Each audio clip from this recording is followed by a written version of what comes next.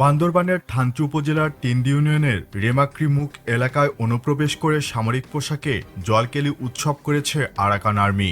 বান্দরবান সীমান্তের 10 কিলোমিটার ভেতরে রেমাক্রি জলপ্রপাতে স্থানীয় পাহাড়িদের নিয়ে আরাকান আর্মির সদস্যরা গত 16-17 এপ্রিল এই উৎসবে অংশ নেয়। বান্দরবানের থানচির রেমাক্রি মুখ এলাকায় মিয়ানমারের সশস্ত্র বিদ্রোহী গোষ্ঠী আরাকান আর্মি ও তাদের রাজনৈতিক শাখা ইউএল এর অর্থায়ন ও তত্ত্বাবধানে আরাকা ওয়াটার ফেস্টিভ্যাল নামে এই অনুষ্ঠান আয়োজন করা হয়। এ সময় অনুষ্ঠান স্থলে থাকা বিজিবি সদস্যদের নিষ্ক্রিয় ভূমিকা পালন করতে দেখা যায়। স্থানীয়রা বাংলাদেশের আন্তর্জাতিক সীমানা থেকে প্রায় 10 কিলোমিটার অভ্যন্তরে এই ধরনের আয়োজনকে সরাসরি সার্বভৌমত্ব লঙ্ঘনের দৃষ্টান্ত হিসাবে বর্ণনা করেছেন।